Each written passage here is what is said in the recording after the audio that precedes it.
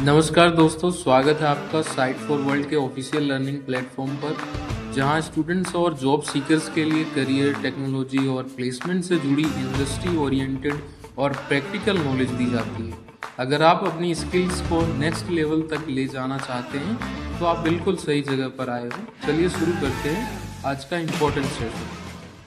नमस्ते स्टूडेंट्स, आज का टॉपिक है इंटरनेट एडिक्शन का मेंटल हेल्थ पर असर।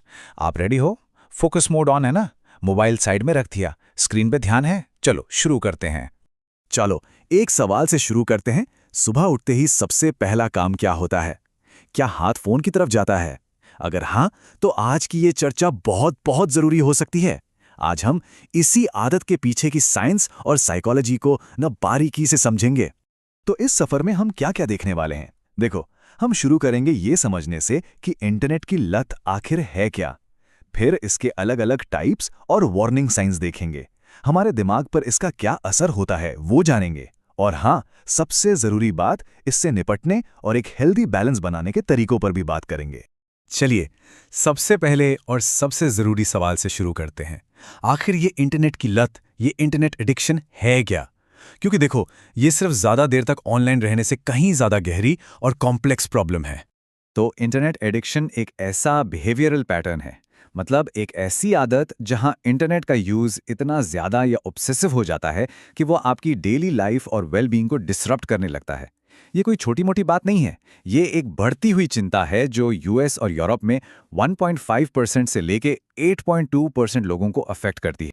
इसके कुछ कोर साइंस हैं जिन्हें पहचानना बहुत जरूरी है, जैसे हर समय बस ऑनलाइन रहने के बारे में सोचना, ऑनलाइन कितना टाइम स्पेंड करना है उस पर कंट्रोल खो देना, पहले जितनी सेटिस्फैक्शन के लिए और ज़्यादा इंटरनेट यूज़ करने की ज़रूरत महसूस होना, और जब आप ऑफलाइन होते हैं ना तो बेचैनी या चिड़चिड़ापन जैसे विड्रॉवल सिम्टम्स महसूस करना। और एक सबसे बड़ा साइन है, ये जानने के बावजूद कि इसके नेगेटिव कॉन्सिक्वेंसेस हो रहे हैं, फिर भी इसका यूज़ करते रहना। फोकस बनाओ। अच्छा, अब ये समझना भी जरूरी है कि इंटरनेट एडिक्शन कोई एक सिंगल चीज नहीं है। ये कई अलग अलग रूपों में सामने आ सकता है। चलो देखते हैं इसके मेन टाइप्स क्या हैं। जैसा कि हम यहां देख सकते हैं, ये लत 5 मेन टाइप्स में दिखती है। पहला है साइबर सेक्स एडिक्शन, जहां ऑनलाइन सेक्सुअल कंटेंट का compulsive use real life relationships को डैमेज करता है। फिर आते हैं नेट कंपल्शंस, जैसे ऑनलाइन गैम्बलिंग या शॉपिंग, जिससे फाइनेंशियल नुकसान हो सकता है। तीसरा है साइबर रिलेशनशिप एडिक्शन, जहां ऑनलाइन रिश्ते इतने हावी हो जाते हैं कि असल दुनिया के कनेक्शंस पीछे छूट जाते हैं। चौथा है कंपल्सिव इन्फो सीकिंग, मतलब बिना रुके ऑनलाइन इन्फॉर्मेशन ढूंढते रहना, जिससे काम पर असर पड़ता है। और आखिर में गेमिंग एडिक्शन, जो कि एक बहुत बड़ी समस्या बन चुका है। ये टाइप्स क्लियर हैं या कंफ्यूज हो? इस लत के कुछ फिजिकल और बिहेवियरल साइंस भी होते हैं, मतलब जो शरीर पर और आदतों में दिखते हैं, जैसे लगातार सिर दर्द या गर्दन में दर्द रहना, आंखें ड्राई होना या विजन प्रॉब्लम्स, नींद में गड़बड़ी, वेट में अचानक बड़ा चेंज आना, और यहाँ तक कि अपनी पर्सनल हाइजीन का ध्यान ना रखना। एक बहुत बड़ा रेड फ्लैग है अपने इंटरनेट यूज के बारे में झूठ बोलना, स्पेशली अगर ये यूज हफ्ते में 38 घंटे से ज्यादा हो। इसका साइकोलॉजिकल असर भी बहुत गहरा होता है। ऑफलाइन होने पर एंग्जाइटी फील करना, चिड़चिड़ापन और मूड स्विंग्स, और हर समय ऑनलाइन रहने के ही ऑब्सेसिव थॉट्स आना। और ये जानना बहुत ज़रूरी है कि रिसर्च इसे सीधे सीधे डिप्रेशन और ओसीडी जैसे बिहेवियर से लिंक करती है। मायनेदारी है ना? तो सवाल ये है कि भाई ऐसा होता क्यों है? इसके पीछे हमारे ब्रेन और मेंटल हेल्थ का क्या कनेक्शन है?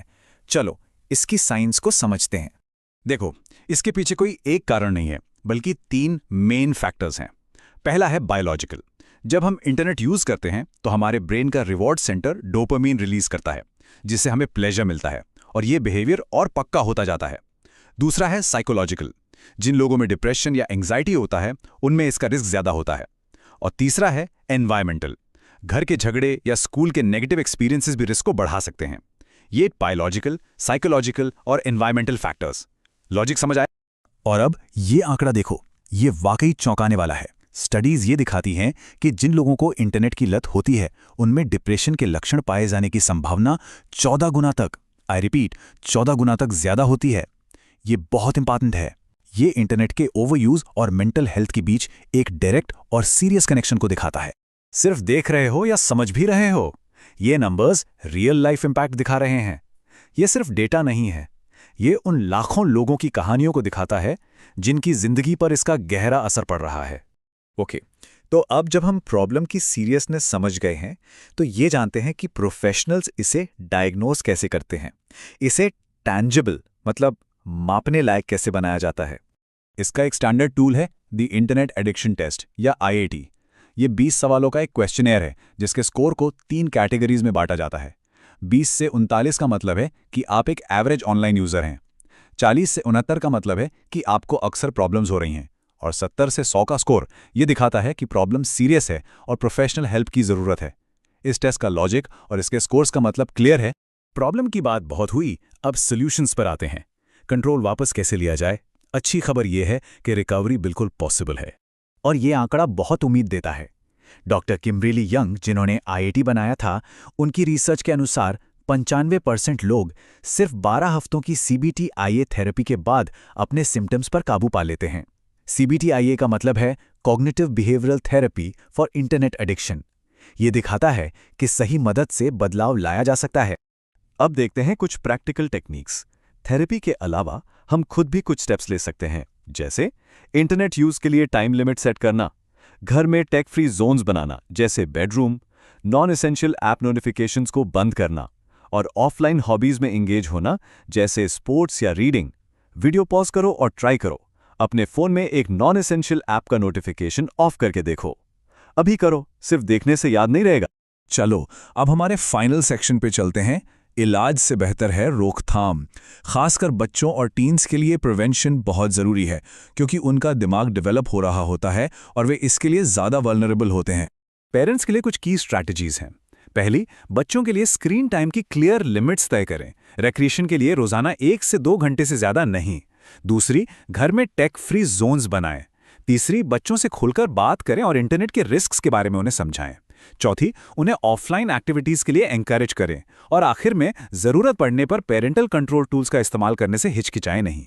प्रैक्टिकल सोच रहे हो या बस सुन रहे हो? तो आज हमने क्या सीखा?